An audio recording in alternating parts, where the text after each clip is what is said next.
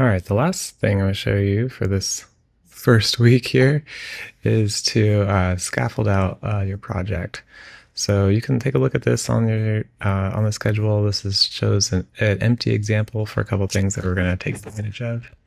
So in Visual Studio Code, where we left off here is we have our blank project. So I'm going to make a new file here. I'm going to call it index.html. Oops, if I could spell. HTML. There we go. And then make another new file called sketch.js. Sketch.js. So it looks like that. So inside of index.html, I'm going to write a little bit of HTML code here. And so I'm going to open up my HTML. I'll make this a little bigger so we can see. I'm going to close out the chat here. I'm just going to make it really basic here. So HTML tags, and they open up with these angle brackets on either side to let the page know it's HTML. And we have a header inside here, or a head. And inside head, for it to be valid HTML, we need a title. We can call this assignment 1. Put my name here. Cool. And we always, not always, but we often need to close our tags here. So to close a tag, we do a slash title or a slash head or a slash HTML. VS Code handles a lot of that for you. Cool. And then I'm going to have a body here. And I'm going to say hi, like that for now. And what we can do to preview this is I can right click on index.html and I can say open with live server. Live server came with that p5 extension we installed before. So I'm just going to put that off to the right and put this over here to the left. So you kind of see everything all at once. And you'll see if I put hi exclamation point, a second or two later, we have hi exclamation point that popped up over here. So it's a nice live link between the two.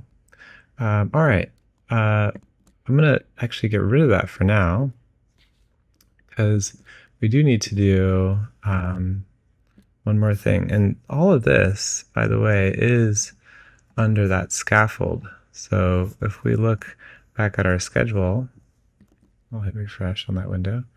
If we look back at our schedule under that p5js scaffold, we see here an empty example of index.html. And we have that title, and we also have these two script tags. So for those, I'm just going to copy. This right here pulls the p5js library.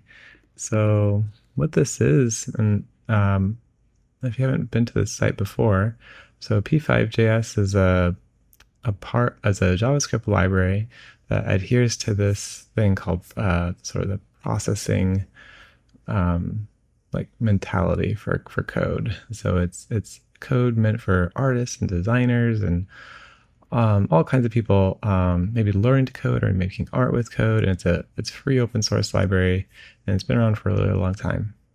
So we're gonna take advantage of that to do all kinds of really great drawings and interactive things in this class. You can look at the this community page for some works that other people have done.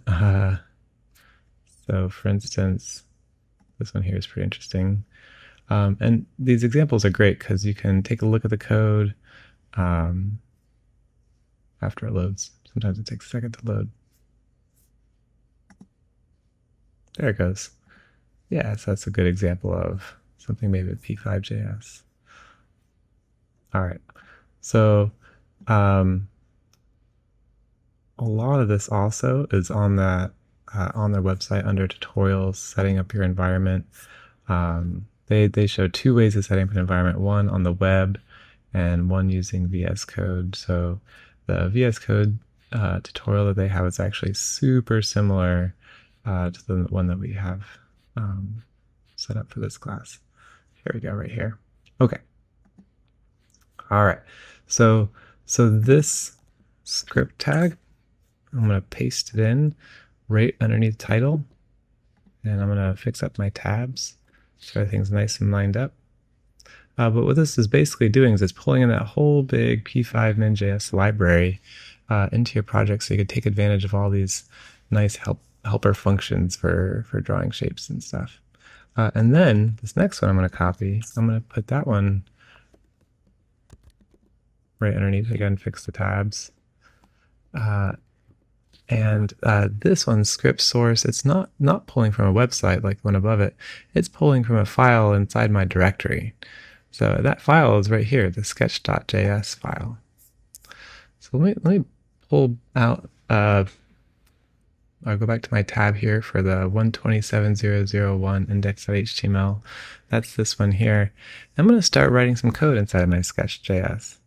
So the way that sketch.js works is with these, and they have two main functions. They have one called function setup and one called function draw. These functions, they take in inputs and they output stuff. So inputs we're going to leave blank, but for the things to output, we're going to put some stuff in here. So function setup are things that are going to happen one time. So for instance, I want to be able to create a canvas, and you can see that this is right here. So we're going to say create canvas, and I'm going to give it some values for my canvas. I'll just say 400 by 400 pixels. And I'm always going to put a semicolon at the end. So this is a function right here, and then this is another function here. So create canvas is a function that is stored inside of this p5js library. And you can see it in action here when I put some color. So I'm going to put a background of 200. There we go. And now you can see the canvas being drawn. So this 200 value, what that means is the same as writing 200, 200, 200. This is RGB. So 200, 200, 200, and RGB is just a gray color. So if I put 0, 0, 0 here, you could see it'll turn black. If I put 255 for the red channel, it'll be all red. If I were to put 255 for the green channel, it'll be all green, etc. But I am going to just, for now, leave it at 200, 200, 200, just so I know what size my canvas is.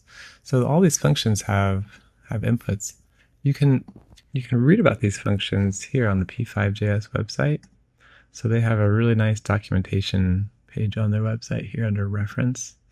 And on here, they for instance, look up background on the page. There we go. And they give you a really great description of what background does. They tell you the syntax for background. They give a bunch of examples. So you can see here, if I just give it one value, and we can look down here, values. Oh, that's an array, isn't it?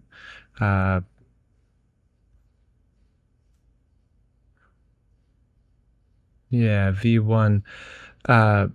So it could take all different kinds of things. If you give it just if you give it 3 values, v1, v2, v3, it'll use all of those for the RGB. If we just give it, for instance, one value, then it'll apply the same number across all 3. Okay, cool. The next function we're going to take a look at is the ellipse function. So if we look at ellipse over here, ellipse draws an ellipse oval. Cool. We can take a look at it and read about it a little bit. And the syntax is really nice because we can see it needs an X, a Y, and a width. And if you ever see these things in square braces, that just means that's optional. So the height is optional. So okay, let's use that to our advantage here. So we could say X, Y. So I could say like 100 for the X and the Y. And maybe I'll say 50 for the width. Let's see what pops up. Hey, there we go. We got a circle. And then it had an optional height value. So we can say 100. And it'll be sort of elongated, or we could say 5. It'll be kind of squashed. Cool. So I'm going to leave it at 50. And There's some other things we could do. Right now it has this sort of black border around it. There's a really great function, and a lot of these functions you'll just come to memorize. But as you're learning them, you can kind of read through the reference here and find things that are interesting to use. But no stroke, we could see it disables drawing points, lines, and the outlines of shapes. So that's nice. So it gets rid of that black line around the shape. And then we can draw another one, and we can scooch it over a little bit to the right. So x, we'll say 200. Yep, so it makes another one. I'll make sure to do semicolon at the end. And in here I can say, go to a different fill value. Whoops. Sometimes VS Code likes to autocorrect things. So I'll say fill, and I'll say 255, 00. And so we should get a, oops, I put a period there. Actually, you see VS Code puts a little red squiggly that kind of indicates that something's wrong. If you have Chrome up at the same time, we can go to the options here and open up developer tools. And sometimes I like to shove this down to the bottom like that. And if we go to console, they even kind of tell you what the error is. So we got a missing parentheses after an argument list. And it tells us on line 9. Okay, so line 9, yep, that's the problem. Anyway, because it's a clue, it's close. And so we can do something like that. So fill is done both circles. So what we can do here is we could say fill, we could say fill 0 over here. So now we have, it goes from top to bottom. So fill 0 on the first circle is going to be black. That's 000, RGB, it's black. And then it draws the ellipse, and then it has a fill of R, 255. So it's going to be all red for the next circle. Okay. So our assignment is to mostly use black and white circles. And so what you can do is you can try experimenting with drawing these circles in different shape or ellipses in different shapes, or in different widths and heights and positions. And you can try using fill, 0, and 255 to place them all over the screen. And that's going to be it for the first assignment.